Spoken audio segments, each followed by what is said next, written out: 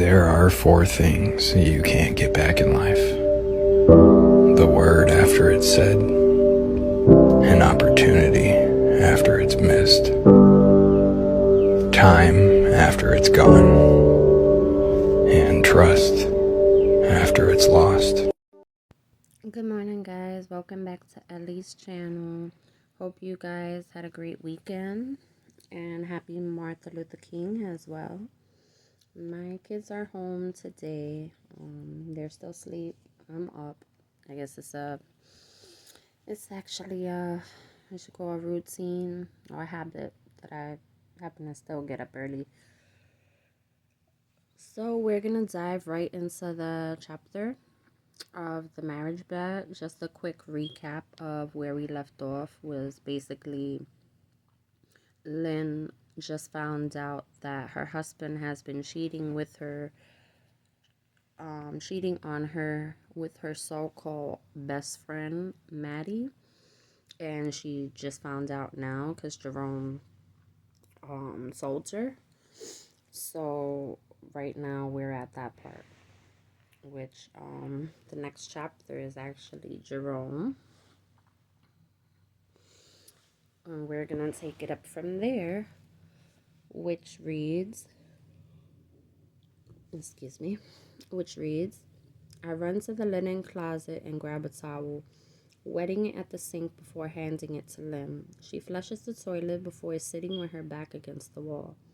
I am so sorry, Lynn. She covers her face. Do you love her like you told her you did? She asks after removing the towel. No, I only love you. You are a liar because this isn't love, Jerome. Love isn't love is talking to me first before reacting. If you wanted to experience something different, why not talk to me first? Maybe we could have experienced it together. In our marriage bed, but instead you go and cheat with a woman we know. Is she the only one? Yes. I don't believe you, but okay. She tries to get up from the floor, and when I try to help her, she pushes me away. Don't touch me, she says, hitting me once and then over and over. I don't even know who you are anymore. I let her get a few punches in until I grab her and pull her into me. Lynn, baby, stop. Why did you do this to us after I have given you all of me? If I wasn't enough, you should have told me. You didn't have to hurt me like this. I never meant to hurt you. She pushes away from me. Yes, you did. Every time you met up for sex, you meant to hurt me. Every time you allowed her or whoever to suck your musty penis, you meant to hurt me.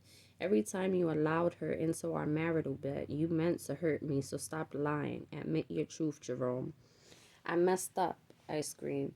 You were the only woman I've been with since I was 17, and I didn't know what other women felt or taste like, so I got caught up. I reacted from my flesh, but you must know that I'm sorry for the way I have behaved. I allowed curiosity to overshadow my covenant with you, and I am sorry. You don't think I know those feelings? Negro, you've been my only sexual partner for just as long, yet I've never acted on the urges to want someone else. Instead, I came to you, my husband, and I told you I wanted to spice up our marriage bed. You know what you did? You laughed. You made me feel like a fool for buying lingerie when you have an account set up for her to buy it. I try to do things to you husband and wife should do, but you said no, only to turn around and do the same exact thing with her. Did you ever stop to think about asking me? Asking you what? For what you needed. With all the possibilities available, you didn't have to cheat, Jerome, because I would have been willing to give you a plus one. Hell, maybe even two. All you had to do was ask. She says, walking out of the bathroom and into the bedroom, slamming the door. I go back into the living room and sit on the couch because I cannot leave things like this. After 2 hours, I go to check on Lynn. I tap on the door, but she doesn't say anything. I slowly open it, and because it's still kind of early, the light from the window is shining into the room. I see her lying on the bed. I push the door open and take in the room. It has been completely redone in the 2 months I've been gone. I knew she removed the furniture, but she also had the walls repainted and pictures replaced. I cannot lie, it looks good. I take the comforter and pull it from what used to be my side and fold it over her. She moans a little, and I can tell she's been crying. I rub her face from I rub her face before going over to sit on the couch in front of the window. She has a journal lying there. I pick it up and put it down, but then I pick it up again. I sit back on the couch closer to the light and open it up. I woke up the other night reaching for Jerome, but he wasn't there. I talked myself out of crying, but it did no good because I cried anyway. Don't get me wrong, I am not crying because I believe any of this is my fault. Baby, I am a bomb of a wife, but my tears are from a place of pain. I wish he would have just talked to me. Talked to me because I would have rather given him permission than for him to do this. I wipe the tears that are falling and flip a few pages, stopping at her last entry. I heard one of the children outside of my door, but they didn't knock. I know it was Nathaniel because it was Tuesday. Tuesday is his day. They don't think I know it, but they have been taking turns checking on me at night to make sure I'm not crying. Lily has Monday, Nathaniel has Tuesday, Mallory has Wednesday, and then they start over. Laugh out loud. It's the sweetest thing, but it also breaks my heart. Ugh, Jerome makes me sick for putting us in this position. I know we will have to talk with them soon, but I don't even know what I want to do at this point. I love my husband, and 20 years is a long time to just throw it away, but I wonder if we matter to him anymore. If we did, he would have been honest, right? Jerome, Lynn calling my name causes me to jump. What are you doing? I wanted to make sure you were okay. I am. Please leave my house because I don't have the energy to hear any more of your lies. Can I stop myself and do what she asks? Walking back up front, I turn on the alarm and lock the front door behind me. Next chapter. Lynn. Doorbell ringing. Maddie opens the door and her eyes widen at the shock of me standing on her doorstep. Hey, Lynn, what's up? Who am I talking to right now? Maddie or his mistress Boo with the heart? Her eyes widen. What are you talking about? She asks, folding her arms. Why would you pretend to be my friend knowing you were screwing my husband? I'm sorry, Lynn. I never meant to become friends with you. I chuckle. Oh, so you meant to fall in love with my husband? Well, yeah. He's good looking, successful, and great in bed. Who wouldn't?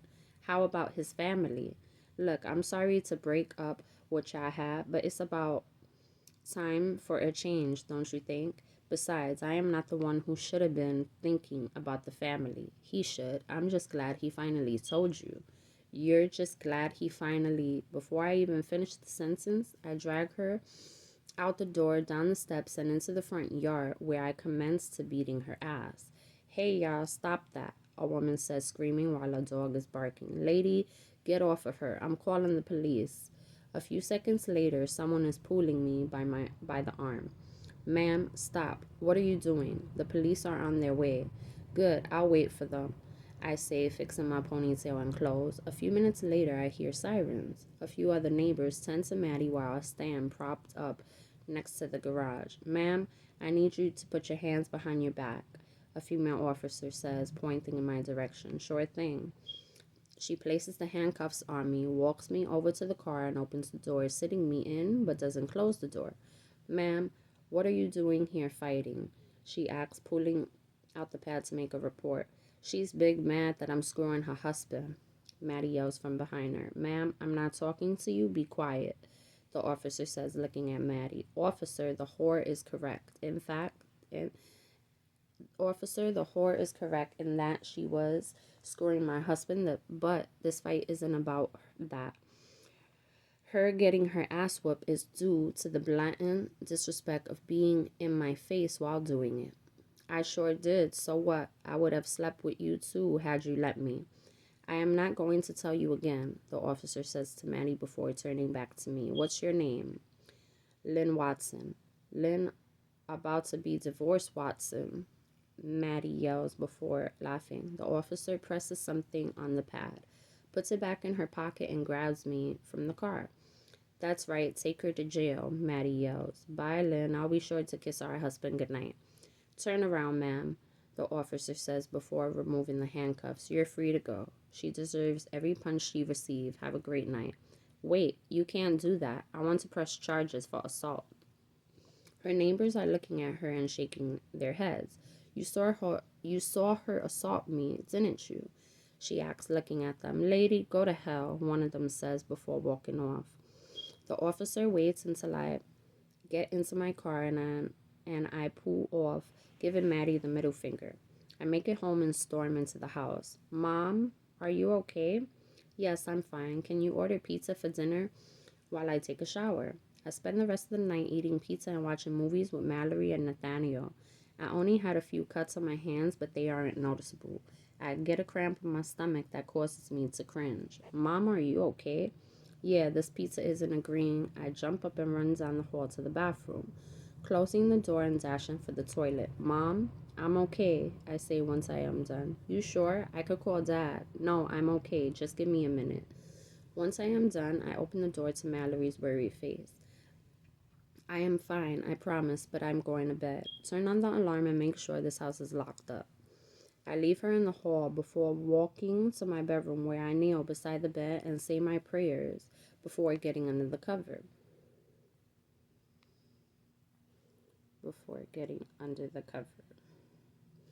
Next chapter, Jerome, 2 weeks later.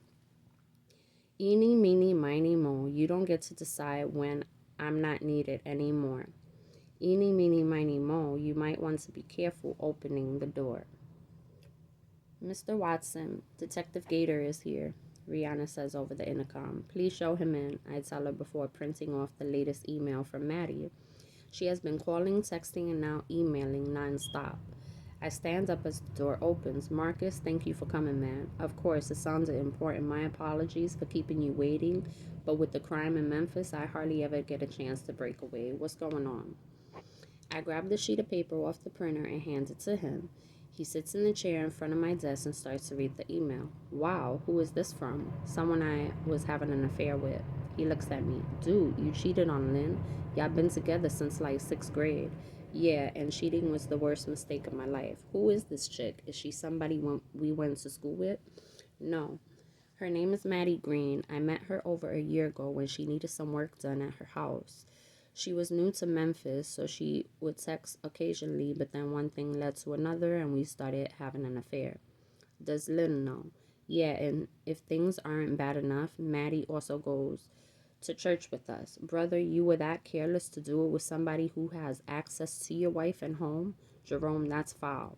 I know, Marcus, I messed up. We both know you did more than that, but I am not here to judge because we all make mistakes. However, you need to get a paper trail started because these kinds of domestic situations never end well.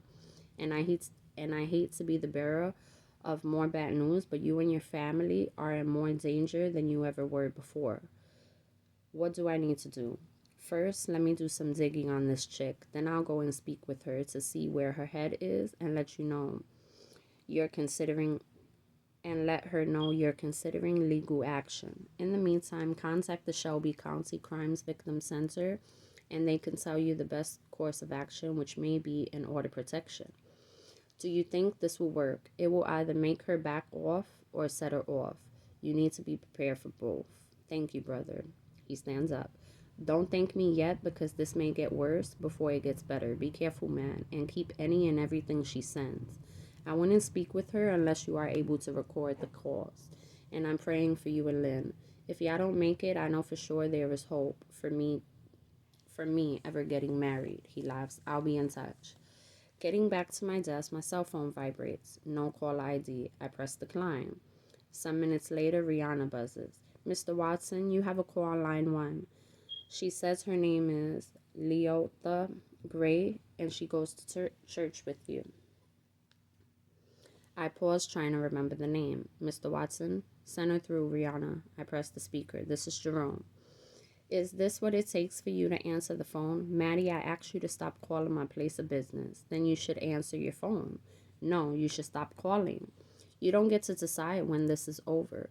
If you think I am about to bow out gracefully, think again. This is not a game, Maddie. This is my life, and right now it's in turmoil. All I am asking is for time to figure things out. Time, Negro, you had a year to figure things out. My patience is thin, but tell you what, I'll give you until the end of the day to figure out what you want to do. I don't move to the beat of your drum, I tell her. I guess you start, for your sake. Next chapter, Maddie. I hang up the phone in Jerome's face. Miss Anderson, are you sure you don't want to test drive the truck before we finish the paperwork? Yes, I'm sure. What else do you need from me? Just your driver's license and a check. I only have cash. Cash works. The total is $27.87.99. I pull the envelope from my purse and count off the money. Is this going to take much longer? I need to get on the road before it gets dark. I tell him, fixing my wig and glasses. 30 minutes at the most. I have the truck in the back now, getting detailed and filled with gas. Thanks, Ralph. You've been a lifesaver. An hour later, I am headed home. When I get a short distance from the car lot, I roll the window down, snatch off the wig and glasses, and throw them out. Looking at the time, Jerome has 2 more hours to call me before I set my plan into motion.